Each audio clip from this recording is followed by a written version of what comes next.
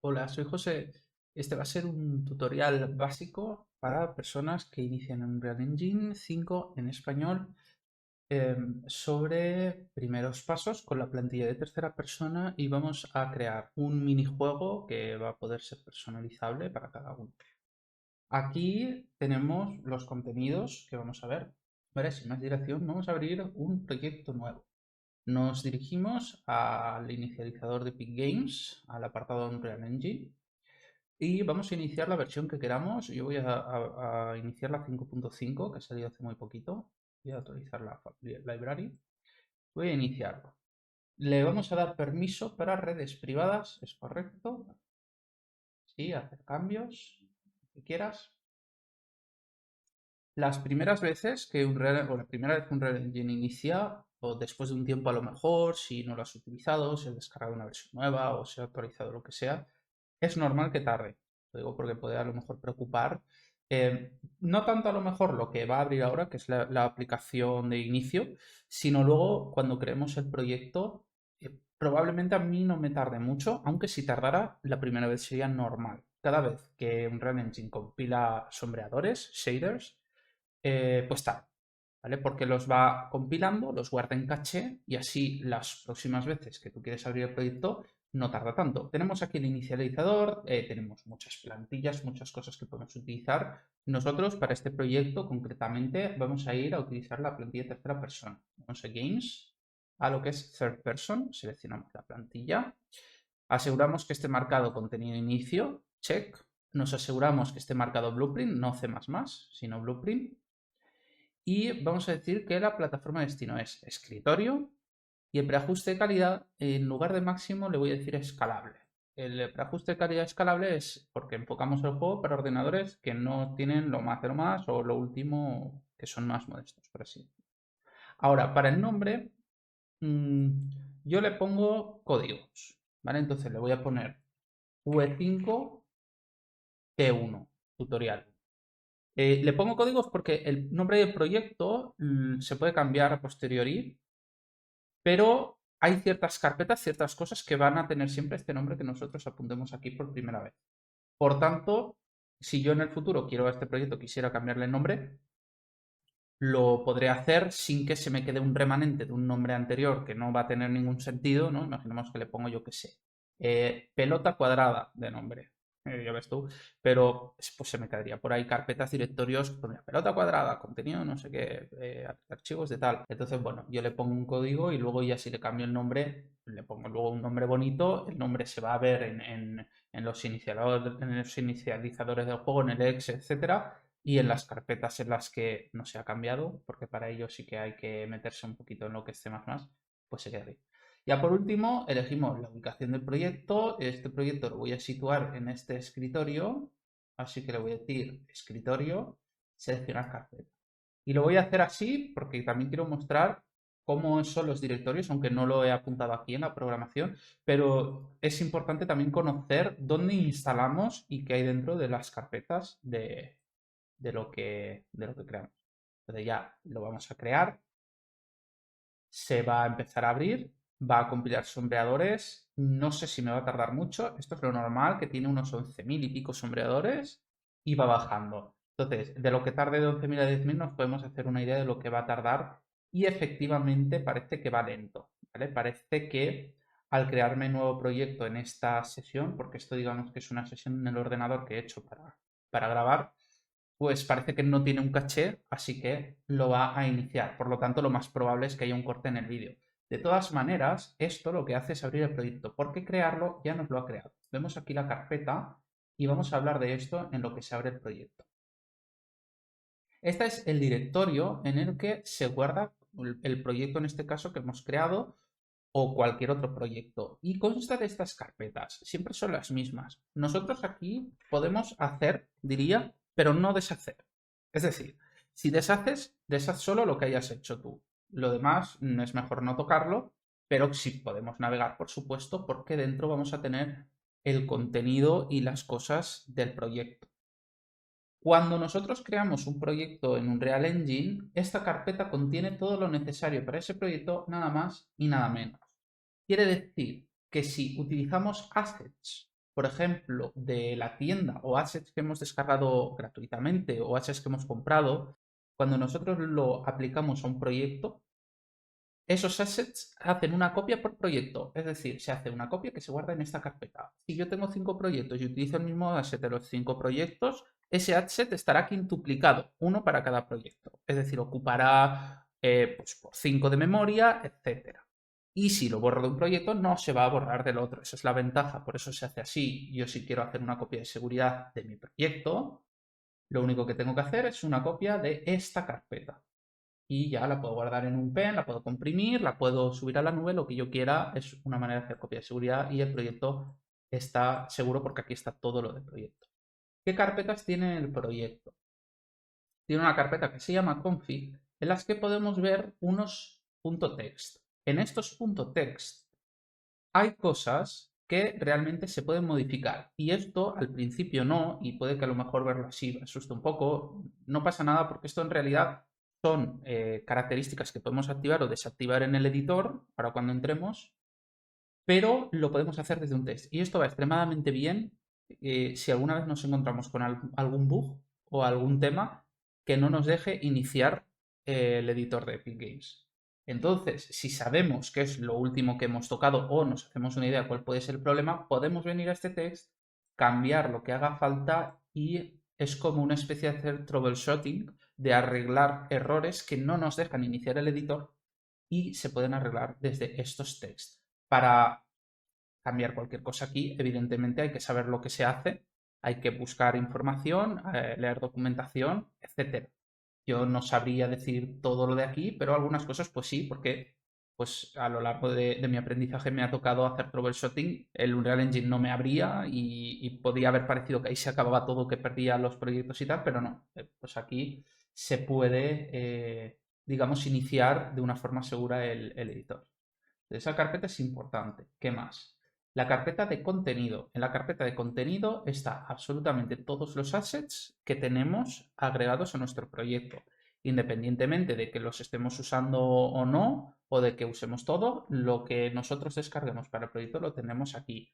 Quiere decir que si yo descargo, por ejemplo, un asset que es un personaje, que es una tortuga, y lo tengo aquí, pone tortuga y el nombre del editor a lo mejor que lo ha hecho, pues puede ser, no lo sé, o tortuga y Stilizer tortuga.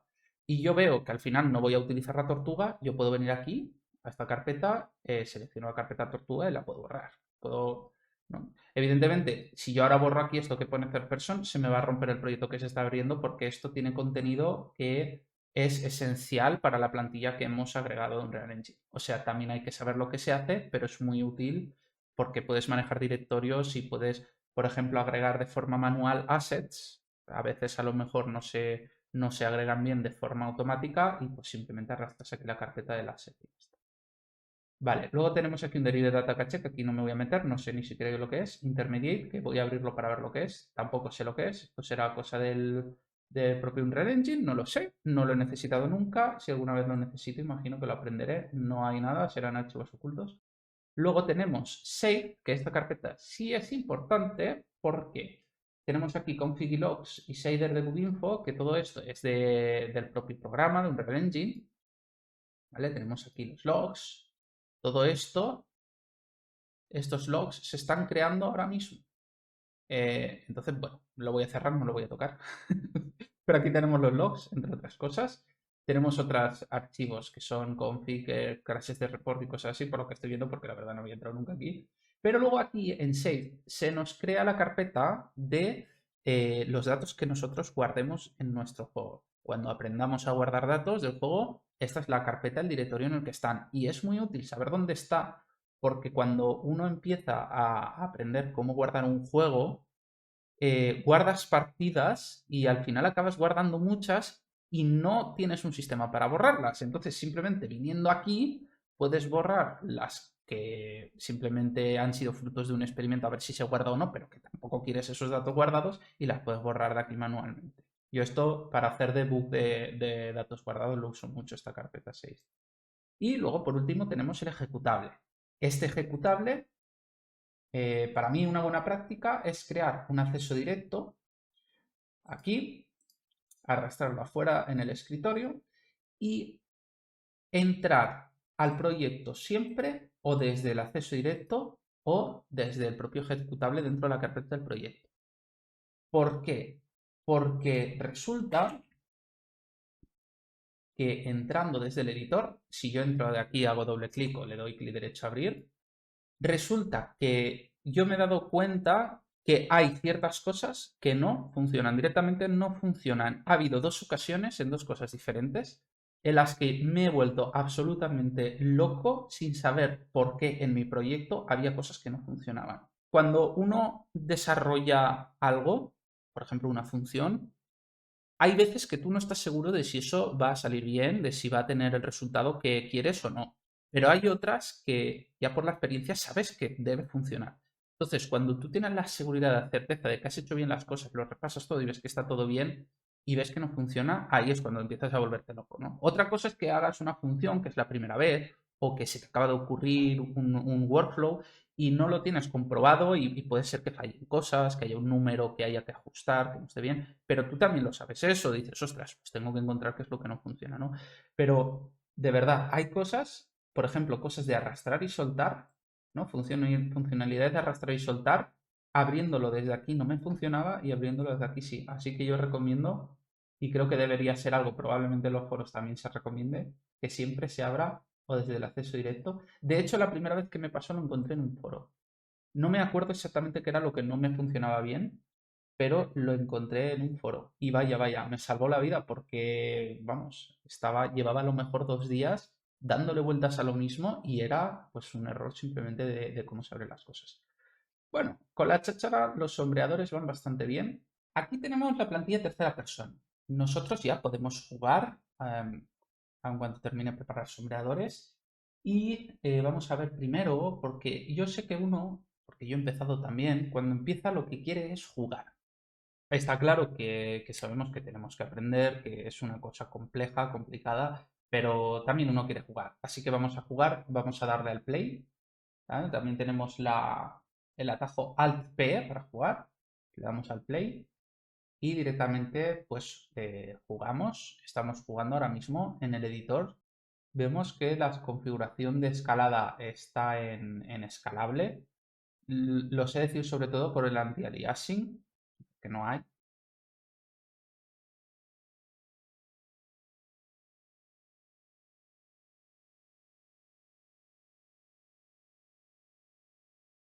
Sí que el anti-aliasing por lo menos a mí me chirría un poco, no sé si lo voy a cambiar.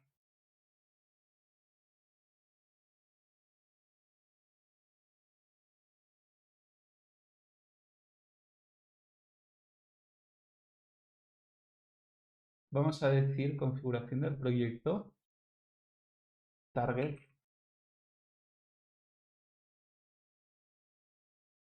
de esto que es escalable. Le voy a dar maximum porque quiero que se active el anti-aliasing, ya que al grabar vídeo me parece que es por vosotros, es porque lo veáis bien. O sea, si vuestro ordenador veis que tiene dificultades con el maximum, podéis activar escalable y os lo recomiendo. Simplemente vais a tener, pues, no vais a tener anti-aliasing porque lo quita y otras cosas. Vale, ahora reiniciamos el editor, que por cierto voy a ver si existe aquí el complemento restart. No, vale, pues mira, voy a recomendar una cosa, que es, hay un plugin que se llama Restart, que va muy bien. Restart o Restart Unreal Editor. Entonces le voy a decir instalar en el motor, lo voy a instalar en el 5.5, que no lo tenía todavía instalado. Así es, este plugin es gratuito, lo podéis encontrar en Hub, en la tienda de Unreal Engine. Y está instalado, cerramos, vamos a buscarlo ahora, Restart. Y esto yo, la primera vez que reinicio un proyecto nuevo, siempre lo activo porque así luego esto nos pone un botón con el que podemos reiniciar automáticamente el proyecto. A veces pues porque implementamos cosas nuevas, plugins o a lo mejor el editor se nos ha quedado un poquito pachucho y lo queremos reiniciar, pues simplemente darle al botón. Es un plugin muy sencillo que nos añade aquí esta ruedecita y nos da también un acceso por teclas, control mayús R, para reiniciar el editor en cualquier momento, muy cómodo. Podemos ver que ahora ya tenemos anti-aliasing. Aquí en la configuración también podemos decir la escalabilidad del motor. Yo la tengo en épica, creo que me la voy a dejar en alta y aquí cada uno, dependiendo de su ordenador y a lo mejor de la complejidad del proyecto, hay veces que yo a lo mejor ya tengo muchas cosas y me la bajo a media o a baja porque si no es insostenible casi. Ahora sí, ¿no? Vamos a jugar al juego en tercera persona. Como vemos, nos podemos mover.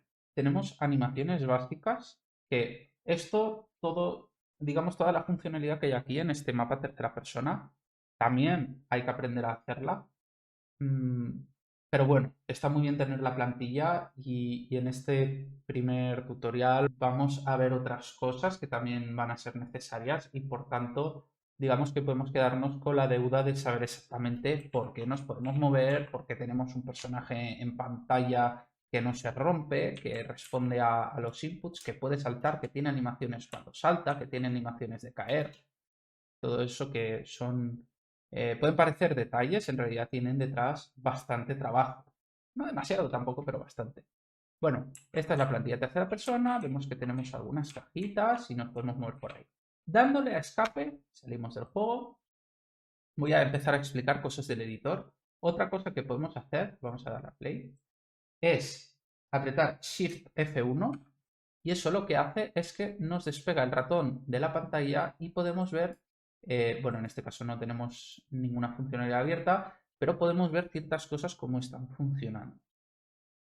Otra cosa que podemos hacer es Shift F1, darle a la tecla, al apretarla, nosotros nos despegamos del carácter del personaje que estamos manejando y podemos ver el mundo desde la perspectiva de espectador y para hacer también debug y ver muchas veces cosas que suceden que no podemos ver desde el propio personaje.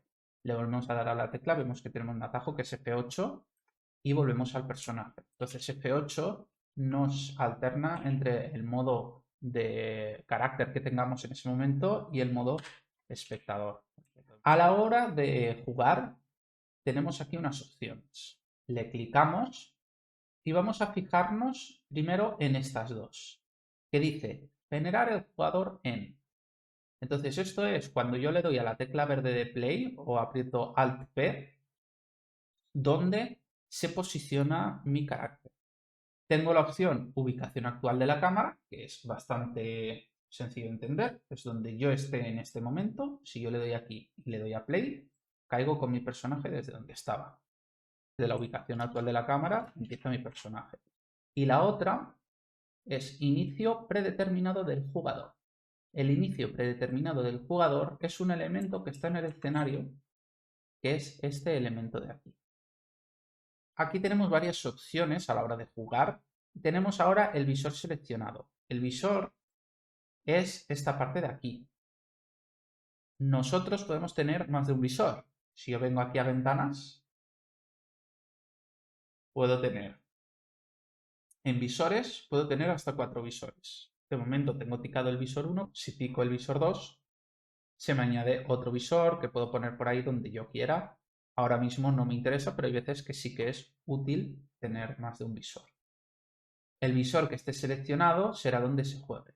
A mí esto no me gusta, sobre todo si no tienes una pantalla muy grande o incluso si solo tienes una pantalla, porque el juego como que la relación de aspecto ahora mismo es un cuadrado, ¿no? Y realmente no es la intención final normalmente de los juegos cuando son para escritorio, no es que sea esta relación. Entonces a mí me gusta usar nueva ventana del editor pie, lo que pone, ¿vale? Pie. Entonces, esto lo que hace es que genera una ventana nueva que se coloca por encima del editor y esta es la forma que yo utilizo porque me conserva la relación de aspecto y si a lo mejor hay veces que yo a lo mejor puedo tener varias ventanas abiertas y apiladas así de estas maneras porque estoy manipulando muchos datos, muchas variables o porque pues, la situación lo requiere, no tengo que jugar en este huequito. Que, bueno, hubo una temporada que yo no conocía que existía la nueva ventana y jugaba en el visor y a veces el visor era muy pequeño y pues sí, es un poco una paliza.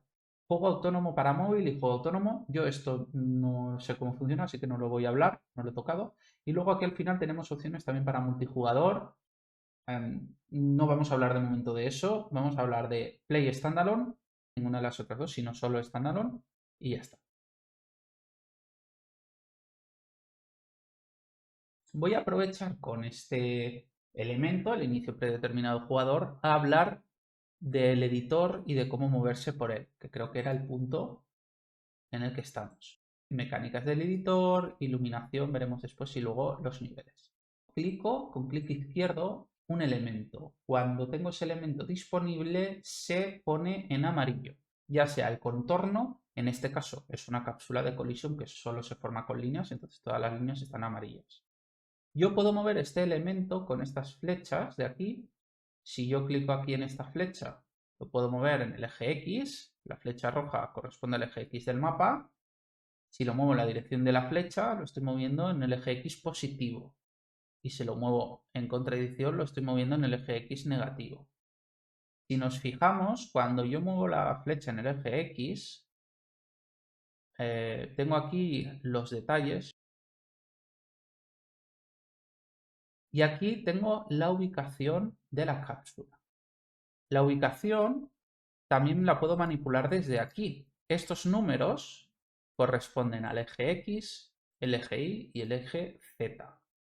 Las flechas aquí son muy intuitivas porque el eje X es rojo, que es esta flecha de aquí. El eje Z es azul, perdón, es la flecha azul. Y el eje Y es el verde. Aquí tenemos los colores también. Luego también podemos manipular la rotación y la escala. En el editor, una vez hemos seleccionado el objeto, que otra forma de seleccionar el objeto es viniendo al esquematizador. En el esquematizador tenemos todos los elementos del mapa, entonces yo puedo seleccionar, por ejemplo, el SMQB11, que es, lo selecciono, miro a ver que está en amarillo, mira, es ese cubo de ahí. Entonces yo aquí puedo buscar Player Start, lo selecciono y si le doy doble clic me voy hasta tenerlo en el centro de la pantalla. Imaginaos que yo no me acuerdo dónde he puesto algo que no se ve muy bien porque son unas líneas solo como esto, más o menos, pues lo puedo buscar en el esquematizador. El esquematizador es todo lo que hay en este nivel y puedo ir incluso hasta él haciendo doble clic, ¿no? Si yo me voy en el Player Start que está aquí, le doy doble clic y lo selecciono y vengo hasta él. Bueno, volvemos a la pestaña de detalles.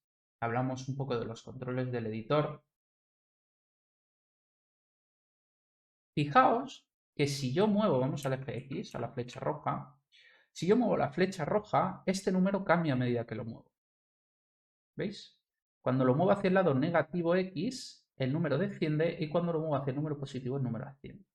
Yo también puedo mover este ítem diciéndole aquí, en lugar de en X 970, quiero que esté en X 950. Fijaos cómo al darle Enter se mueve la cápsula. Voy a hacerlo más exagerado. 900. ¿Vale? Más exagerado, 800. Se va moviendo, ¿verdad? En el eje X. También los ítems se pueden rotar. Y aquí tenemos shortcuts que recomiendo usar y aprender. Q quita todas las operaciones que estamos haciendo en el objeto. Tenemos que tener el objeto seleccionado. W pone la operación de mover. E pone la operación de rotar.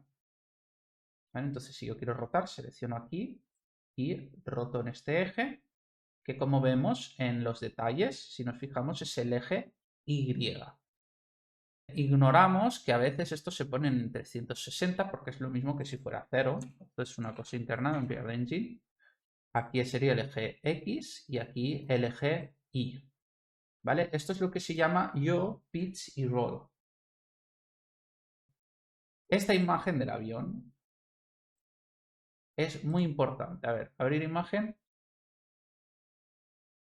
en una pestaña nueva. Esta imagen, que ahora vamos a ver súper pixelada porque la he ampliado mucho, es muy importante porque luego nosotros en los blueprints vamos a ver estas palabras. Pitch, roll, yaw. Y esto es para entender por qué no se usan los ejes, por qué no se usa rotation X, también se usa, pero se usa pitch porque así es independiente de cómo esté el eje y se centra más en lo que es el objeto, en la rotación del objeto. Entonces, pitch positivo es rotar el objeto sobre el eje lateral en esta dirección. Pitch negativo sería en el contrario, ¿no?, de la tuerca, en este caso de esta. Yo, pues lo mismo, pero en su eje, en el eje que va de arriba a abajo, y roll en el que va de adelante a atrás. Entonces esto es importante tenerlo claro, ¿vale?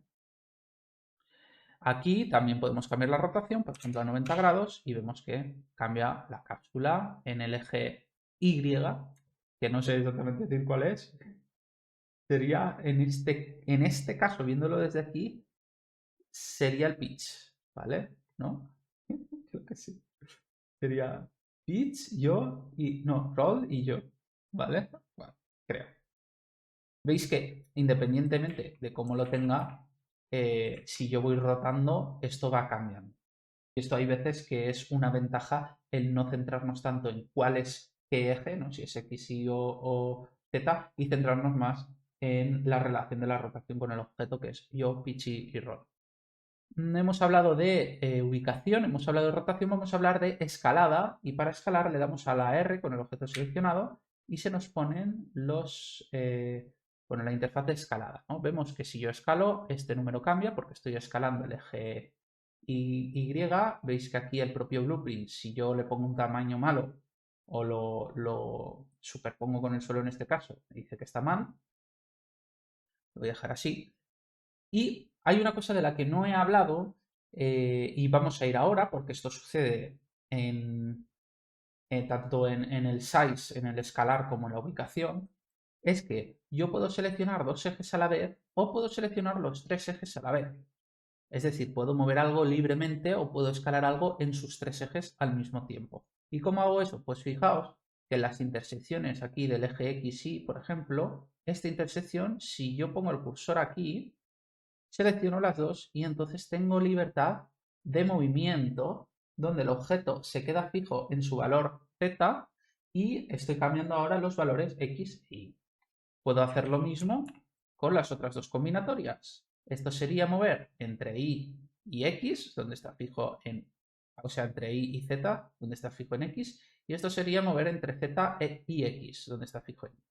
Puedo moverlo todo, tener libre, si clico al centro, en la bolita esta que se ve, esta bolita, clico aquí, ahora lo estoy moviendo libremente y pues depende más de cómo tenga posicionada la cámara que de otra cosa. En el caso del escalado, si yo lo escalo desde el centro, la cápsula escala proporcionalmente en todos sus ejes. Si lo escalo, por ejemplo, dice backspace, o control Z, si lo escalo desde estos dos ejes, fijaos que se hace más gordita, porque mantiene la proporción Y, pero escala X, perdón, mantiene la proporción Z, escala X e Y. Y bueno, pues así con todas las combinatorias, esto lo hace más alto y más ancho, aunque no se aprecia, pero realmente, fijaos, debería ser más alto. Bueno, está bien, ¿no? Se entiende. Eso respecto a los controles como tal de poner cosas en el mundo. ¿Cómo pongo algo en el mundo? Bueno, hay varias maneras. Normalmente es arrastrar y soltar. Vamos a abrir la carpeta de contenido y para abrir la carpeta de contenido el shortcut es control espacio. El control espacio y se me abre la carpeta de contenido. Voy a explicar una cosa que me parece muy importante, sobre todo cuando uno empieza, que es, imagínate que yo he creado un proyecto y no tengo contenido de starter de Unreal Engine o quiero importar a un proyecto de tercera persona, quiero importar la plantilla de top-down de Unreal Engine. ¿Cómo hago? O quiero importar la primera persona, porque quiero hacer un juego que sea en primera persona o en tercera persona. ¿Cómo lo hago? Pues hay una opción que tiene Unreal Engine, venimos aquí a añadir, clicamos, vamos hasta arriba, añadir función o paquete de contenido y aquí se nos abre el paquete de contenido en Blueprint, en C++ también tenemos cosas, en Blueprint podemos seleccionar y añadir al proyecto, por ejemplo, puedo añadir el paquete de primera persona, le daría añadir al proyecto y se me crearían los directorios, control espacio para abrir el directorio de contenido, se me crearía aquí una carpeta que pondría first person. Vamos a terminar con lo que es la visualización del editor, viendo el panel que tenemos en el viewport, la pestaña en la que vemos el 3D del juego, arriba a la derecha, todo esto que tenemos aquí. Todo esto que tenemos aquí, fijaos que es lo que hemos hablado. Si yo selecciono una cosa, yo aquí puedo decir solo ratón, que es simplemente seleccionar, que es como que le quita a lo que tengo, le quita las cosas. Entonces puedo clicar, hacer clic izquierdo, pero esto lo puedes hacer siempre aunque esté el otro activado. Ahora, selecciono este objeto, este es para mover, que es W, rotar, que es E, y el tamaño, que es R.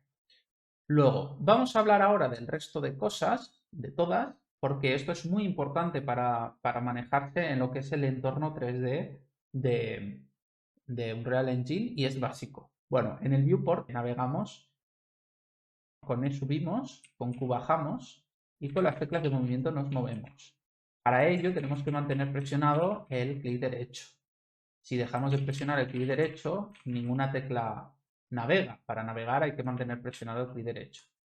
Con el clic izquierdo, además, tenemos también funcionalidad de probarlo. Y con el, a ver cómo era, con el clic derecho y clic izquierdo a la vez también nos movemos así. Es decir, podemos limitar también ejes con la cámara, aunque este movimiento yo la verdad no lo uso nunca. Yo normalmente hago clic izquierdo, me muevo con las teclas y casi ni siquiera uso la de bajar porque para bajar simplemente voy adelante con la W hacia abajo y ya está. Bueno, cada uno aquí se maneja, pero esos son los controles. Ahora, hay veces que podemos tener mapas muy grandes o que tenemos elementos en partes diferentes. Con la rueda del ratón, arriba, mientras mantenemos clic derecho, aumentamos o disminuimos la velocidad de la cámara. Voy a aumentarla mucho y me voy a ir a Acapulco. ¿Veis todo lo que me he movido con un simple clic? Porque si os fijáis aquí, la velocidad de la cámara está en 8. Si la bajo, lo normal es tenerla a 1 para este tipo de tamaños de mapa. Si la bajo a 1 me muevo así de rápido. La voy subiendo, cada vez me muevo más rápido, ¿no? La cámara y la velocidad de la cámara está pensada para poder llegar a mapas muy grandes, porque tenemos aquí un factor que es escalado de velocidad de la cámara que multiplica este número por el escalado que le digamos. Es decir, si yo aquí pongo 200 y en vez de un 1 aquí pongo 8, 8 por 200, imaginaos, ahora estamos en velocidad 1, voy a hacerlo, voy a 8, 200, y voy a darle un clic a la W, ¿vale? 1. Bueno, nos hemos ido al espacio, a la luna. ¿Veis? El mapa está allí. Está en 1600 la velocidad porque he hecho la multiplicación. Para volver, pues es un poco lío, ¿no? Voy a ver si puedo volver así. Si no, aquí está la esfera. Lo hemos visto ahí. Bueno, es un caos, ¿no? ¿Cómo podemos volver si pasa esto? Pues, como hemos visto antes, voy al esquematizador, le doy doble clic a algún elemento del entorno, por ejemplo, Play Start, y automáticamente navegamos. Así que si nos pasa eso, no pasa nada, podemos volver fácilmente. Voy a dejar esto de forma responsable en 1 y 1, 1 y 1. Pero 1 no, tampoco. No nos pasemos 1. Una velocidad que nos va bien para los tamaños en los que estamos ahora, que es una plantilla pequeñita, un escenario pequeñito. A veces, fijaos qué pasa. Si veis, me estoy intentando mover. Esto pasa mucho, sobre todo cuando empiezas, que dices, ostras, ¿por qué me muevo? No me muevo. Es porque fijaos que yo he bajado tanto la velocidad. Si bajo la velocidad así, yo ahora me estoy moviendo, pero no me muevo porque he bajado demasiado la velocidad. Entonces, si veis que de repente no os podéis mover en el editor, probablemente es por eso, no porque habéis bajado tanto la velocidad que no os movéis muy lento y parece que no os movéis nada. Ahora vamos a hablar de los sistemas de coordenadas entre espacio de mundo y espacio local de un guinzo. Un guinzo es lo que hemos visto. Estos ejes son un guinzo. Entonces, fijaos que un objeto puede tener dos espacios de coordenadas. Puede tener el del mundo, que es el que corresponde al mapa, o el local, que es el suyo propio. En este caso, los ejes corresponden, el de local corresponde al del mundo, pero fijaos, si yo roto un poquito el objeto, veis que ahora estoy usando ejes de mundo, por lo que la Z está hacia lo que es arriba del mundo. La X está hacia la X del mundo. Pero si yo ahora cambio a los ejes del objeto, veis que cambian. Porque esto es el eje Z del objeto, la parte de arriba del objeto es el eje local Z del objeto y va hacia aquí, porque lo roté. Entonces, hay veces que queremos tener objetos rotados y dependiendo de lo que queramos trabajar o lo que queramos hacer, fijaos que todavía sucede más si yo lo roto así, ¿vale? Hay todavía más diferencia entre los ejes, ¿veis cómo cambia? Pues es útil saber que a veces estamos haciendo las cosas en una funcionalidad local y otras global. Y eso es importante cuando empezamos a diseñar espacios, porque a veces pues, podemos frustrarnos porque no se nos mueven bien las cosas y muchas veces es porque hay que decidir realmente si queremos manipular a un nivel local con coordenadas locales o con coordenadas globales. Luego, esto, que a mí me parece súper útil, es acoplar los objetos a la superficie. Es decir, que haga un snap. Si yo, imagínate, por ejemplo, que coloco esto y está alejado del suelo, al manejarlo en los ejes X e Y, lo que va a hacer es que se va a pegar a la siguiente superficie en el eje que no estoy manejando, que es el eje Z. Entonces se pega a la primera superficie del eje Y, o sea, del eje Z. Si yo manejo, ¿veis que se irá al fondo? Manejo los ejes Z e Y, se pega a la primera superficie que encuentre en el eje X. Y si lo manejo en el eje X y Z, se pega a la primera superficie, fijaos ahora cuando le dé, se pega a la primera superficie que encuentra en el eje Y. Y esto es súper útil a la hora de montar escenarios, porque así no hay que andar ajustando exactamente para que toque el suelo, etcétera, ¿vale? Porque ahora vamos a ver más aspectos que tenemos un grid que nos limita, digamos, la posición de los objetos, pero a veces no lo tenemos y puede ser un auténtico dolor de cabeza hacer que algo toque el suelo o que una caja se ponga exactamente al lado de otra caja y no se superponga o se quede 1 milímetro lejos. Entonces, esto viene muy bien a la hora de desarrollar niveles. Dice rotar hasta la normal de la superficie. Yo recomiendo que esto lo tengáis picado, porque esto lo que hace es alinear el objeto con el suelo, aunque hay veces que os puede interesar no tenerlo picado. Y luego tenemos un desplazamiento con la superficie, que esto es ya muy situacional. Sí que voy a decir una cosa, y es que a veces cuando tenemos el acoplar este activado, puede que los objetos se nos queden así a media altura. Y eso muchas veces tiene que ver con dónde está situado el guinzo. Eso se puede cambiar, pero no lo vamos a ver ahora. Simplemente lo dejo ahí. Quien lo necesite, si veis que tenéis el problema, sabéis ya lo que tenéis que buscar. Cómo cambiar el offset del guinzo. Lo puedo poner aquí arriba, aquí abajo, o donde yo quiera en el objeto. Eso es lo que habría que hacer. Ya nos quedan 3 cosas y las 3 cosas tienen que ver con el snap. Es decir, dividir el mundo en bloques de una medida concreta y exacta. Es como si yo cojo un metro o una regla y digo, solo quiero que las cosas se pongan cada 10 centímetros o cada centímetro. Entonces no va a poder haber nunca una cosa en el centímetro 1.1. No, o en el 1 o en el 2. Y eso es exactamente lo que hay ahora. Tenemos activado en el grid, esto lo podemos activar o desactivar, ahora está activado y fijaos que al mover yo una cosa da saltito. Eso es porque está configurado en una medida de 10 unidades de la cuadrícula. Se ve más exagerado si lo pongo, por ejemplo, en 100 y me alejo, yo lo muevo y solo se mueve cada 100 unidades. Se pega, no se snapea, como se snap en español, bueno, se pega, se acopla a esa posición. Entonces, esto es muy útil también para, evidentemente, tener unas medidas dentro de lo que es el juego, construir escenarios más en el aspecto arquitectónico, etcétera, ¿no? Nosotros elegimos las medidas dependiendo del juego que vamos a manejar. A veces esto puede ser un error que suceda si este número es muy grande.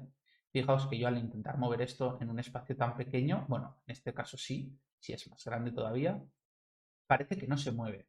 Y yo puedo pensar, ostras, que no me va. Bueno, entonces tendré que chequear si hay cuadrícula, porque a lo mejor el número es demasiado grande para el espacio que yo estoy intentando trabajar. Lo voy a dejar en 10 y vamos a ver. Bueno, también lo puedo desactivar. Si lo desactivas aquí, vamos a ver en detalles. Si lo desactivas, puedes dejar el objeto exactamente donde tú quieras. Pero si lo activas, vamos a darle aquí valores 920, 1000. Ay, no, 1000 no era. ¿Cuánto era? Es 1127. Ah, vale, sí, será 1127. Vale, y 90. Le damos valores exactos, como le hemos dado una unidad de 10, si yo lo activo, vemos que todos los números no tienen ningún decimal, ¿vale? Vamos a ignorar los decimales de este, que es, al ser un float es como si fuera 92, porque luego esto hace un clamp, pero está en la cuadrícula, se mueve 10 en 10. Lo mismo si yo lo cambio, pero si yo lo desactivo, aquí hay decimales de hasta muchísimas cifras. Y estos sí que cuentan, estos no se redondean, ¿vale? Aquí hay muchos decimales. ¿Qué recomiendo yo? Pues que tengáis siempre un grid de al menos 1, ¿vale? Si queréis el mínimo, por lo menos poneos 1. ¿Y por qué? Porque a veces vais a querer estas medidas para los blueprints, para llevarlas a los blueprints, y si tienen números, muchos números decimales, es un por saco que no veas. Entonces, lo mejor es que haya una medida de 1, que yo cambie esto y que los decimales siempre sean 0. Esto yo lo puedo sustituir por 92. Este se redondea. Los decimales siempre son 0. Entonces, esto hace la vida mucho más fácil después a la hora de editar cosas, ¿no? Si yo aquí tengo 50.000 decimales de una variable float, porque estos son floats, no sé si son de precisión única o de doble, pero bueno, es independiente, hemos visto 5 o 6 decimales, creo. Puede dar luego mucho dolor de cabeza y puede lentecer mucho los procesos. Bueno, pues ahora que he explicado el snap, también hay un snap en el ángulo cuando rotamos, que es este de aquí. Lo puedes desactivar. Divisiones de 360, puedes hacer, por ejemplo, que haya solo a 90 grados. Entonces yo cuando giro algo, solo se va a girar, veis la flecha azul, a 90 grados. O puedo girar este muro, entonces solo se girará cuando llegue a los 90 grados. Esto es muy útil si quiero construir, por ejemplo, una habitación cuadrada, me lo pongo a 90 grados y así rotar las paredes es súper fácil, no tengo que estar viendo exactamente que cuadre todo, porque está ya todo dentro de la cuadrícula. Y lo mismo sucede para aumentar o disminuir el tamaño de las cosas. Vamos a ponerlo en 10 y voy a intentar hacer más grande esta caja en proporción y veis que solo se va a hacer grande cuando supera el tamaño de 10, ¿no? En este caso, ya me he pasado, vamos a ponerle 1. Vale, veis que salta de un tamaño al siguiente. Si en cambio yo lo quito y lo libero, pues tengo un escalado lineal. Esto puede ser útil, quizá no para hacer un escenario, porque muchas veces para hacer un escenario sí que es verdad que si cambiamos el tamaño de las cosas queremos que sea un tamaño pequeño que marque una diferencia entre ítems, pero tampoco queremos que no queremos que se vea repetición, ¿verdad? Entonces, quizá en el tamaño, quizá en el ángulo, no siempre vamos a querer tener un snap. En la cuadrícula recomiendo que sí, pero en el ángulo y el tamaño eso ya depende de cada uno. En el ángulo para hacer cosas arquitectónicas y prototyping sí, probablemente lo vais a querer, ni que sea 10 o 5. Y bueno, en el tamaño eso ya depende. Por último tenemos esta, que es maximizo o restaura este visor. Muchas veces puede que se os ponga esta vista y no sabéis por qué. Bueno, pues ya sabéis que es esta ventana. Estas son perspectivas, esto no vamos a hablar hoy de ello. Pero bueno, aquí lo tenemos. Como hemos terminado esta parte, hemos visto abrir proyecto nuevo en la primera parte. Hemos visto el editor con las mecánicas del editor. La iluminación básica no la hemos visto. Pues en el próximo vídeo vamos a hablar de iluminación básica de niveles. Así que este vídeo queda aquí y nos vemos en el siguiente. Chao.